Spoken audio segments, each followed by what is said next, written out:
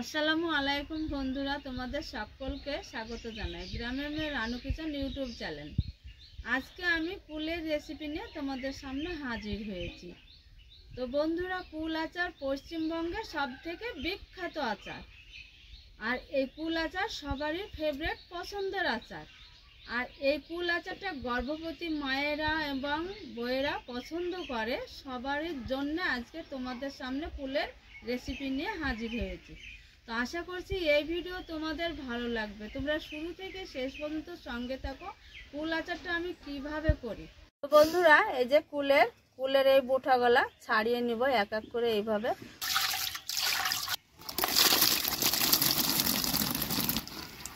কুলটা জলে দিয়েছি, এইভাবে হাত দিয়ে নাড়াচাড়া করে ভালো করে পরিষ্কার করে 2 থেকে 3 বার ধুয়ে নিব। বন্ধুরা, কুলটা 2 থেকে 3 বার ভালো জল দিয়ে ভালো করে ধুয়ে নিয়েছি। এবার কুলটা জলে ভিজে রেখে দিব 1 ঘন্টা মতো। বন্ধুরা, 1 ঘন্টা পর ফিরে এলাম। কুলটা জলে ভিজে রেখে দিয়েছিলাম। এবার আমি কুলটা ছেঁকে জল থেকে তুলে নেব। ভেজার পর মোটা মোটা হয়, ফুলে একদম মোটা মোটা হয়েছে। এবার আমি জল থেকে ছেঁকে কুলটা তুলে নেব।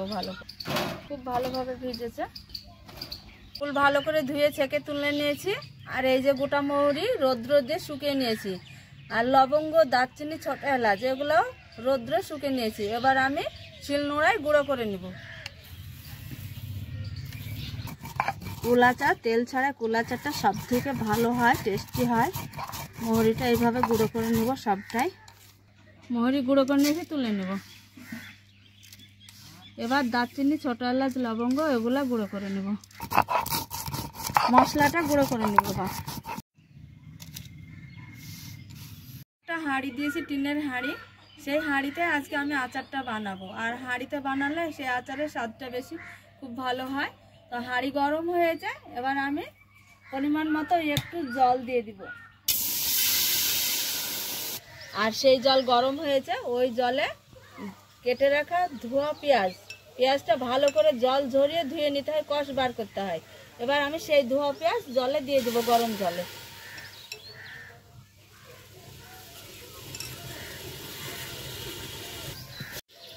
এবার দিয়ে দিব স্বাদ অনুযায়ী লবণ, তেজপাতা, লঙ্কা ছাড়া। দিয়ে দিব মশলা গুঁড়ো, মহরি গুঁড়ো।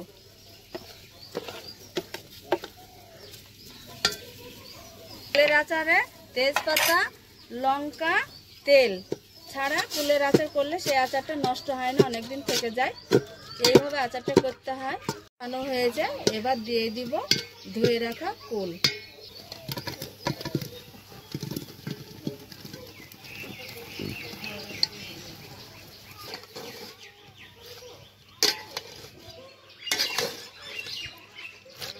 বন্ধুরা, কুলটা গলা গলা হয়েছে, কিছুটা গোটা রয়েছে। এবার আমি এইখানে দিয়ে দিব চিনি।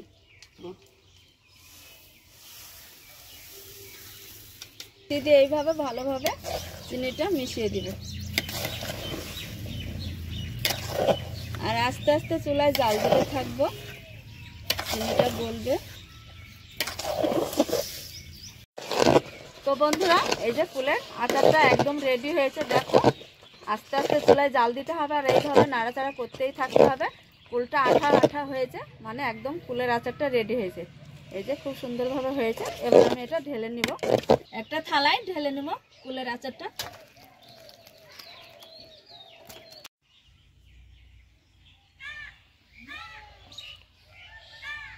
তো বন্ধুরা, কুল আচার আমাদের করা একদম রেডি হয়েছে। আর আমার এইখানে 6 থেকে 7 কেজি কুল ছিল, 4 কেজি চিনি লেগেছে। তো এত সুন্দরভাবে আচারটা তৈরি করেছি বন্ধুরা। কুলটা খুবই ভালো, আচারটাও দারুণ হয়েছে।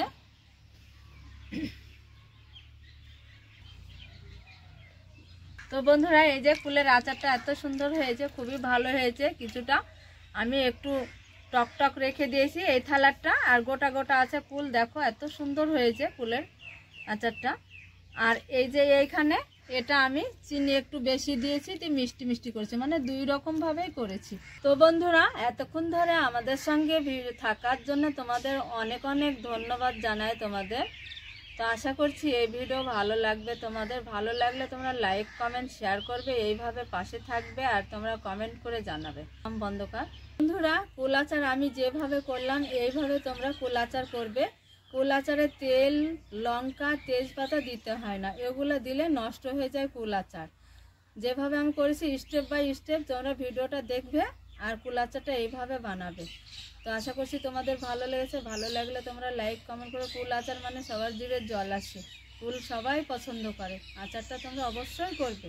তো বন্ধুরা, ভিডিওটা এখানে শেষ করছি, দেখা হচ্ছে পরের ভিডিও নিয়ে তোমাদের সঙ্গে। তোমরা ভালো থাকো, সুস্থ থাকো, ততক্ষণ